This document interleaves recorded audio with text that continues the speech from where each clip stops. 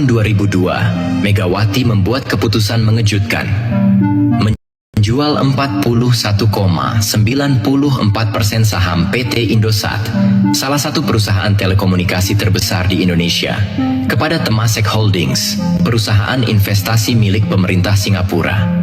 Alasan yang digunakan sederhana. Pemerintah butuh dana untuk menutup defisit anggaran. Apakah menjual aset negara solusi terbaik? Bukankah ini justru menunjukkan kegagalan pemerintah dalam mengelola ekonomi? Indosat saat itu bukanlah perusahaan yang merugi. Sebaliknya, ia adalah aset yang menghasilkan keuntungan besar.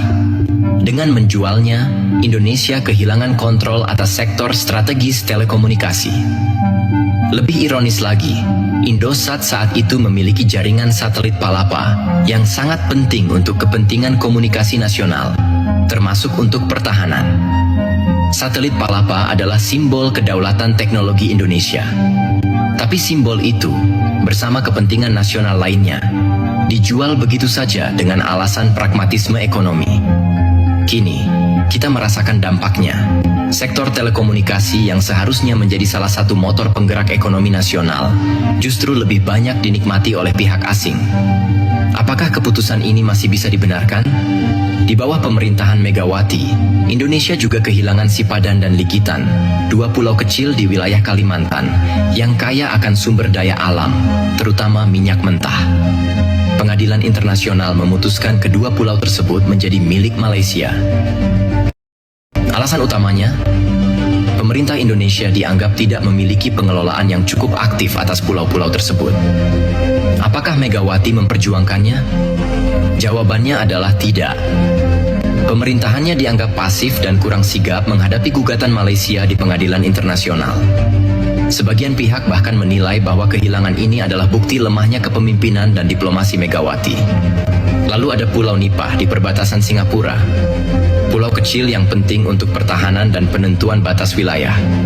Di masa Megawati, statusnya menjadi abu-abu, memberikan peluang besar bagi negara lain untuk mengeksploitasi kelemahan kita.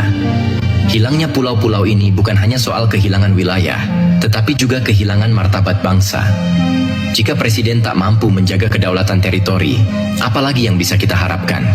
Gas blok tangguh di Papua Barat adalah salah satu sumber daya alam terbesar Indonesia. Tapi apa yang dilakukan Megawati?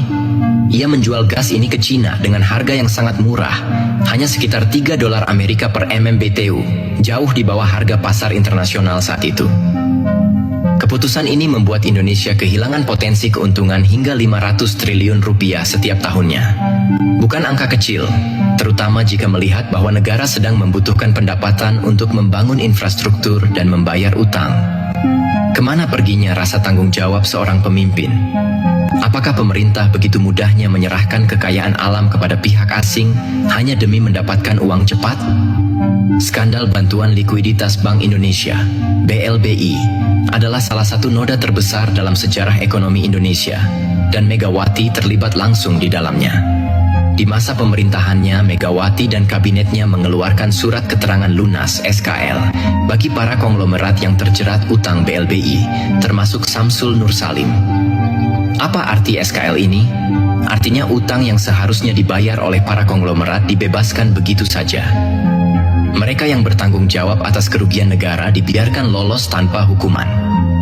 Sementara itu, rakyat kecil terus menanggung beban ekonomi akibat krisis 1998. Samsul Nur Salim, salah satu penerima SKL, adalah konglomerat yang masuk daftar 50 orang terkaya di Indonesia. Ironis, bukan? Di satu sisi, pemerintah berkata bahwa mereka tidak punya uang untuk membangun negara, tetapi di sisi lain, mereka justru membebaskan utang para konglomerat kaya. Kebijakan-kebijakan ini bukan hanya soal salah langkah, tetapi juga soal pengkhianatan terhadap rakyat. Apakah Megawati benar-benar peduli pada kepentingan bangsa? Atau apakah ia hanya peduli pada stabilitas kekuasaannya sendiri?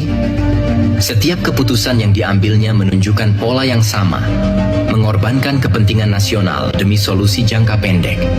Tetapi solusi bagi siapa? Bukan bagi rakyat kecil, melainkan bagi segelintir elit yang terus menikmati privilege di tengah penderitaan bangsa. kita sering diberi narasi bahwa Megawati membawa stabilitas. Tapi stabilitas apa yang dimaksud? Stabilitas bagi rakyat atau stabilitas bagi kekuasaan? Megawati Soekarno Putri, Presiden kelima Republik Indonesia, memegang jabatan itu bukan karena kehendak rakyat, melainkan karena hasil manuver politik. Inilah salah satu ironi terbesar dalam sejarah Indonesia. Negara yang baru saja melangkah ke era reformasi dengan semangat demokrasi yang membara, malah dipimpin oleh seseorang yang tidak pernah mendapatkan mandat langsung dari rakyat.